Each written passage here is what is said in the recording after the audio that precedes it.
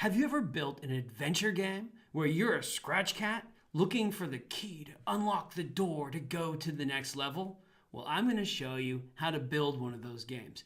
Now, you'll notice there's no sound, there's no bad guys, there's no good guys, there's no points. You're going to need to add all of those elements. I'll show you the basics, and then you make it incredible. Let's get coding.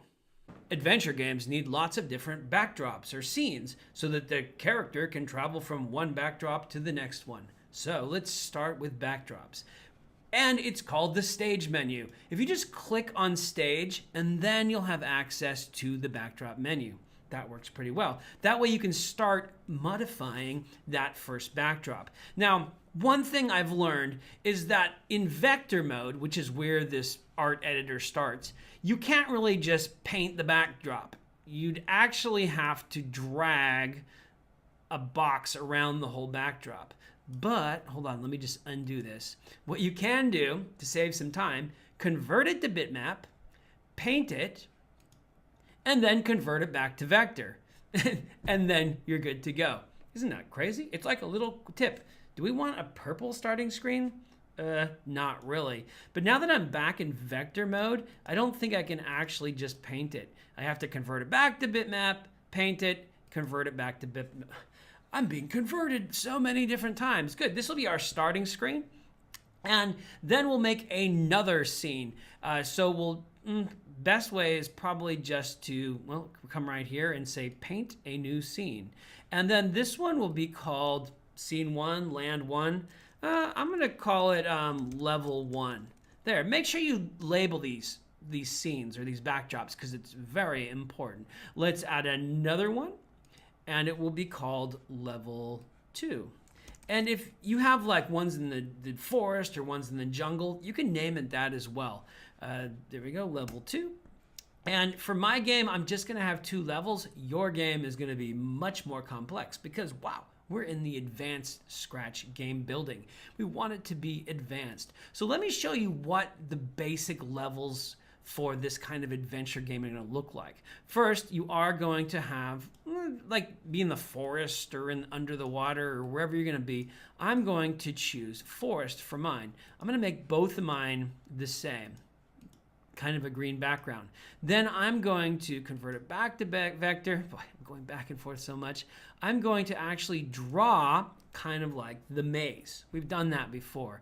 And my maze is going to be the color brown. Kind of like a hedge or a brown hedge. Well, a hedge that you've never watered before. Is that the color brown? I don't know. This is getting more difficult. Okay, so we need to make this number quite large. Let's use 40. Let's see if that works. So I'm gonna have that looks pretty good. I'll have my kind of the starting block where the scratch cat is gonna start. And then here is kind of the maze. Does this look good? Okay, well, let's put another little block right there. Does it have to be complex? No, not really. And level 2 will also have that similar, gotta convert this back to vector. And I will draw my maze. Now I'm gonna pause the video right now because I'm gonna draw these elaborate levels, and it's up to you to use your own imagination to make yours look amazing. All right, so I have added a whole bunch of backdrops. Let me just show you what you'll need for your game. A starting screen, which I haven't put the directions on there, I will. Level 1, level 2, level 3, level 4, a game over screen, and a you win screen. All right, well, they're not screens, they're costumes for the backdrop. That sounds strange. Your backdrop has a costume. Okay, so we're ready to start building this adventure game. You've already built the backdrops. Now we're gonna add the characters, the sprites that we're gonna use in this game. And we need to add them all at the beginning because our code is gonna be so woven together that this character, this sprite, really depends on the actions of this one to complete the game. Mind blown, I know, but let me show you how to do this. Go ahead and, we want the scratch cat, but we want to name him something like cat. Well, you don't have to use the scratch cat. I am. It's your choice. Then I'm going to paint my next sprite as a door. Why? Because in our game, we're going to have these doors that you have to unlock to get to the next level. So let's paint a door using our door skills. What color is mine going to be? Well, I don't know. Ooh, that blue is really cool looking. Blue door, I'll make sure I put it in the center of the sprite, right there. And then I'll put a little doorknob on it, which is going to be black. And you can be real creative with your door. That's just what my door looks like. And do I like the size of it? Well, you can change the size, maybe 75%. There, that's a good size for a door. So we'll be using that sprite a lot in every level.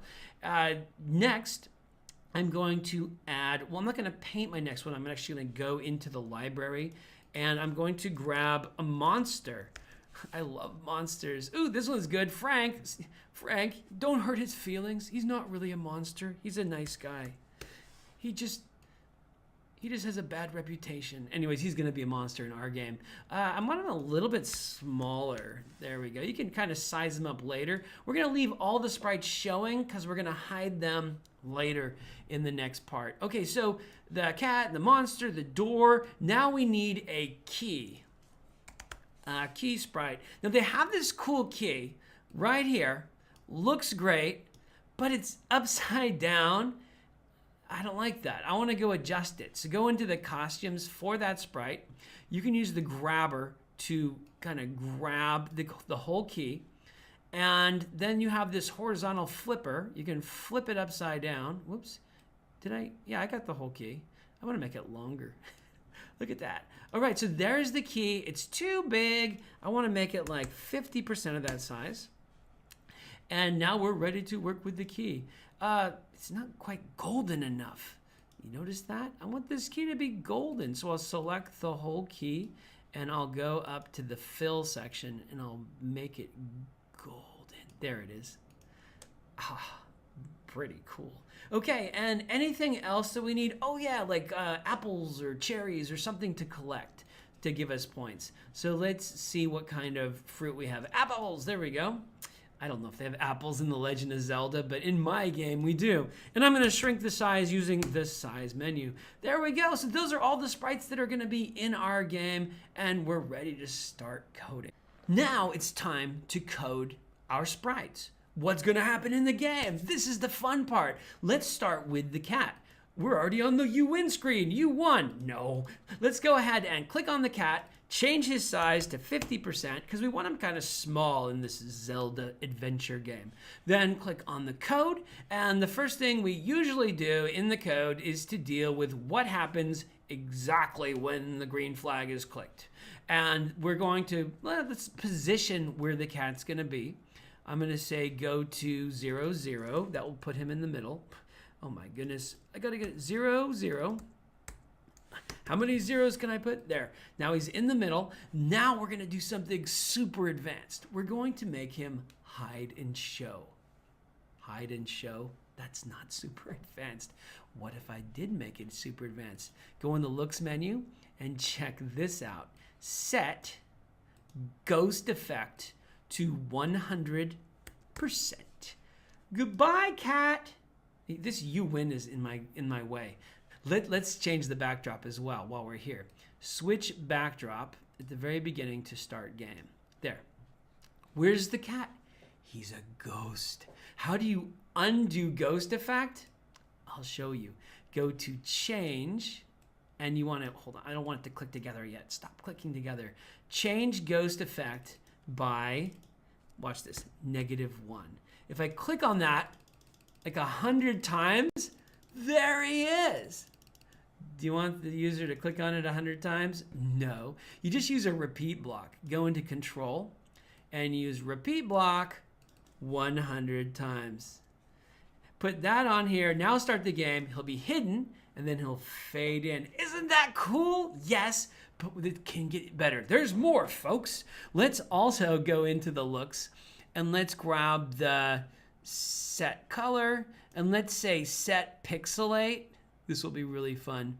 Pixelate to 100. Now he's going to be totally pixelated, and then in our repeat we will unpixelate him. Change pixelate by -1. Oh, this is going to be so fun. Here he is. Oh, that is a thing of beauty. And we haven't even started coding the cat. We just kind of like made him appear. But what a great way to start your game, a professional touch. Now that we have that, let's just leave it and let's go into all these other areas and these other sprites and make them appear or not appear at the beginning. So let's say the looks, the door will be right here when the game starts. So go to motion. And here's the go-to, which is already set up with the right position. And then this apple, we don't even want it to be showing at the beginning of the game, do we? We want it to be hidden. So let's go looks, hide. Where is the hide button? There it is. It is hidden, and it's only going to show itself when you get to the next scene. And good old Frank, he's going to be hidden as well. Can't we just steal the Apple code? There you go. We'll just drag it. When I drag it over it and he shimmies, that means it has been shared. And I'm gonna, oh no, I need the key. Actually, I do need the key because I want to, in the very beginning, I want to demonstrate how the key works. So we'll say, when the game starts, you will see the key. Looks, show the key. Show the key. There we go. So when I start the game, you should see the door and the key and then Scratch Cat fade in. All right, we're off to a great start. In the last video, you added the hide and show and kind of the pixelate ghost effect on the Scratch Cat when he like appears. Isn't that magical? I wish I could pixelate, and no, I don't. That would probably, it's like Star Trek or something. Beam me up, Scotty. So let's make it so the cat can move, grab the key, and unlock the door, because that's the basic functionality. So we'll go into the cat. We don't really need to look at this code. This is all the pixelate intro code. So I'm going to hide it for a second, and I'm going to add the basic movement to Scratch Cat, which is going to start with a when start flag clicked. I'm going to make it so he follows the mouse pointer, but I'm going to show you a little bit of an advanced technique that I've been perfecting over the years. And here it is. I'm going to use an if statement inside the forever loop. And what I'm going to say is follow the mouse pointer. So let's go to motion and we'll say, where is that? Point towards mouse pointer, and we'll use the move. You've done this before. Let's say move like 3 steps or 5 steps or something. Now this won't work because the if statement needs that condition, that true or false condition. And here's where I'm really proud of myself, but I figured out that if you put a not touching mouse pointer in here, it makes the movement a lot better. Not, and then go to sensing, touching mouse pointer. Now let me show you how this works. Starts the game, look at that. He fades in, he follows the mouse pointer, but if he touches the mouse pointer, he doesn't move. Isn't that cool? Well, what's the difference between that and the old way? Well, if you don't have that if touching, when he touches the mouse pointer, he like shakes back and forth. Not very professional. And in this game, we're trying to make everything really professional. So this piece of code works really well. But when he starts, you want that fade in. You don't really want him moving yet. So let's put a delay before this code starts. Or even easier, just attach this code to the bottom of the intro. Wow, that's one large piece of code. It's actually called a script. Yeah, it's called a script. When you connect all the code blocks together, we call those scripts. So this is the complete code. It should fade him in the beginning and then follow. He wasn't really pointing the right direction when he started. We probably should add that. Boy, all these little nitpicky bugs you have to fix to get the code working correctly. There. Are you happy now? When he starts, he's facing to the right. Fades in, and then after he fades in, he follows the mouse pointer. Up next, I want him to grab that key. Let's do that in the next video. This is my favorite part of this game, the key. The Scratch Cat's gonna get the key, he's gonna put it in the door and unlock the next scene. It's so cool, but you gotta make sure that the cat grabs the key only when the door is locked. Wait a minute, did I just confuse you? Well, let's slow down first of all. the cat has to get the key, and I want him to hold it in his hand like this. If you just have the key as it is right now, when you say go to cat, it's going to go like that, like it's in his mouth. So I need to go into the costumes for the key, and you'll see I've already done it. I need to move the key to the right of the center. And you could do that just by selecting the whole key and moving it to where you want. So I want to put it right about there. That will be perfect. Then go in the code, and we want the key to start off, well, not him. We want the key to start off right there. So I'm going to go to the code and say, when the game starts, go to that position. Perfect. Now, if the cat touches the key, then we want him to grab the key. So let's go to control, let's grab the if, and then if touching, so sensing, if touching the cat, go to that cat, go to cat. Boom, so this should work perfectly, but we need to wrap this in a forever loop. Yes and no. I don't like to add a lot of forever loops because I feel that they lag the game. Too many forever loops constantly running, they're hard to turn on and off. In fact, you can't turn off forever loops very easy at all without pushing the stop flag or doing the stop script. I want to be able to put an off switch on this. And that's why I'm going to wrap this in a repeat until.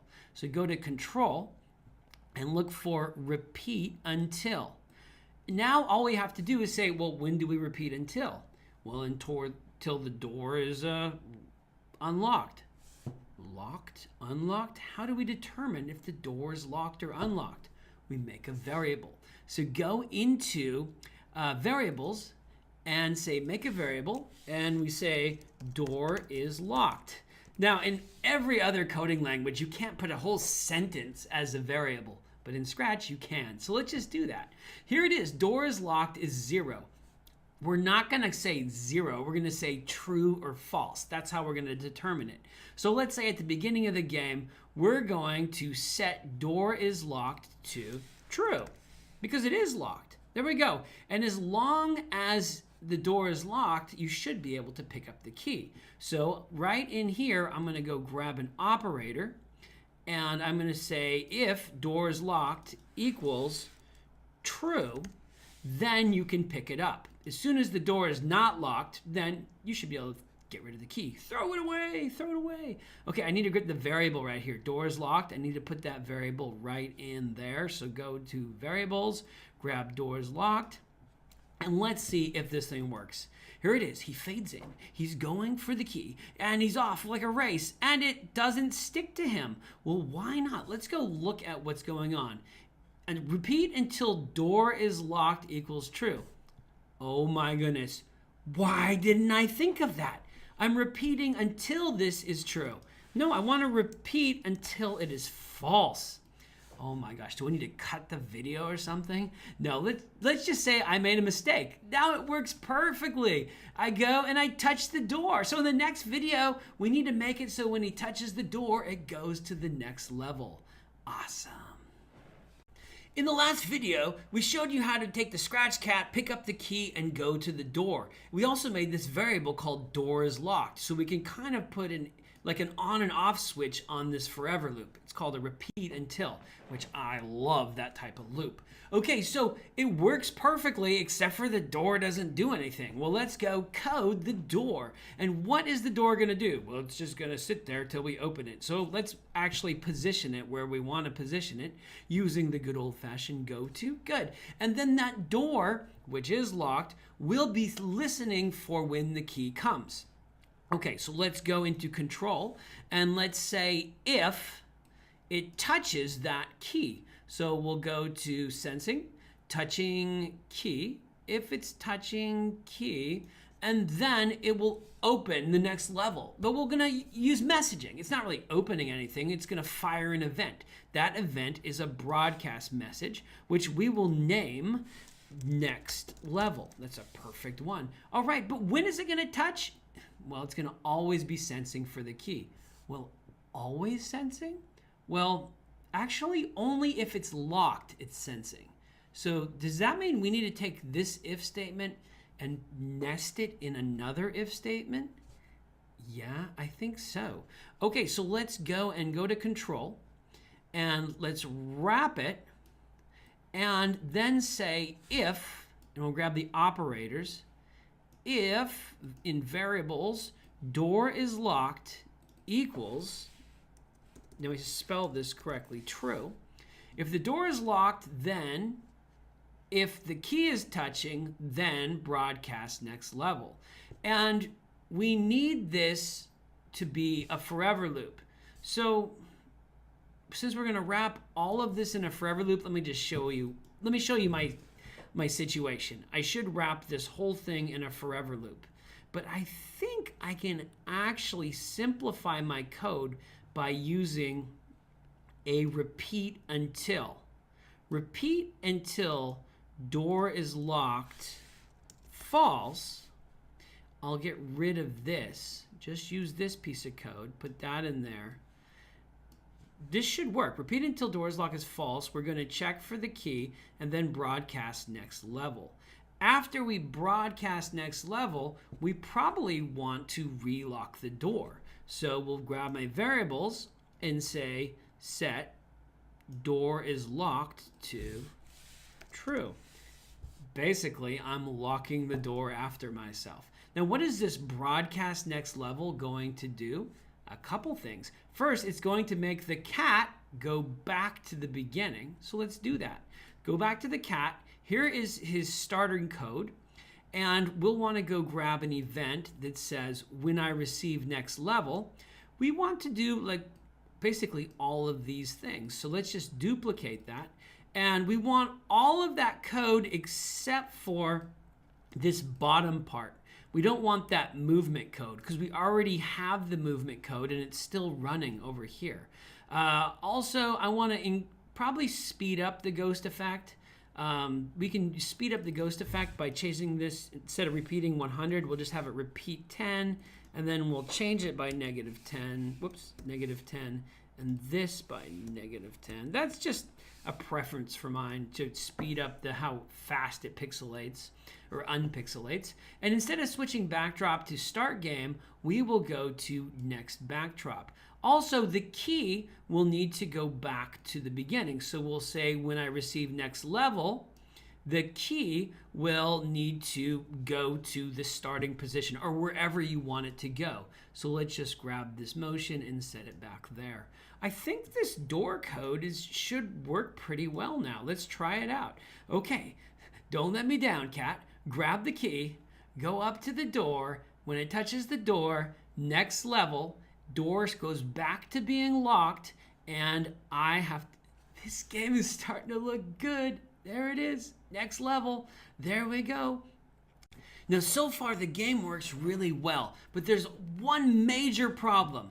Every time we get the next level message, it switches to the next backdrop. And let me show you. It will switch to here, switch to here, switch to here, and then it will go straight to the game over backdrop. We don't want that. We want it to actually check what backdrop number it's on and then say, hey, you win. You made it to the last one. So let's go look in our stage menu at the backdrops and let's see how many backdrops we have. We can count, or you can just look on the left side, 5. We have 5 levels, and then the game over and the you win screen. So just remember that number 5. So backdrop number 5 is our last level. Let's go in the code for the cat.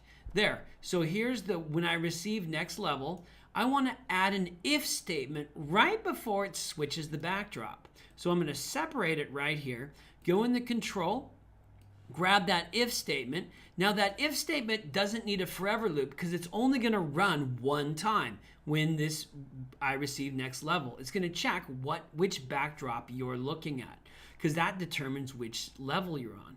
Let's go and grab the operator, and it's going to be the equals operator because we're going to check to see if the backdrop number is equal to 5. And you'll find the backdrop number in the looks menu at the very bottom. It has this one, backdrop number. It's a reporter block. Reporter blocks report the value. So it's going to report the backdrop number. In this case, you have a couple options of what it could report. I prefer number because it's easier to remember the number than the name. So now if the backdrop number is 5, when this next level script runs, then it's going to send a message. We'll go to events and we'll say broadcast, not game over. We're going to make a new message, and that's going to say you win. That's a message. The message is you win. After it broadcasts that message, we don't want the rest of this script to run. We want to exit this script. So we'll go into control. We'll scroll down till you see stop all. We don't want to stop all. We just want to stop this script. There, now it will work. Let's go ahead and start the game, and let's click on this function to make it work. We're going to the next backdrop, and actually, it won't go past this backdrop right here because it keeps just broadcasting this you win. So what's going to happen when you win happens? Let's set up I actually started coding something right here. Let me just throw it away. Let's say this. When I receive, where are they? They're in the messages. When I receive you win, I want to hide the cat. Show and hide. There it is. Hide the cat. There. When I click on that, or when it broadcasts that message, it will hide. Now I'll want to put this code on everything else as well, because I want everything to hide when I win, just like I'll want it to hide when I lose. Now, don't forget you have to switch the backdrop to the you win screen. So we'll go in the looks menu, we'll grab the switch backdrop to start game, we'll switch it to you win, and then because we're hiding it, I always want to make sure that I show this sprite at the beginning. So go to looks, grab the show, and put it at the top of the code for the cat, because even though we're setting the ghost effect to 100%, it needs to be showing so that the ghost effect will work. I know, crazy. All right, that should work for you.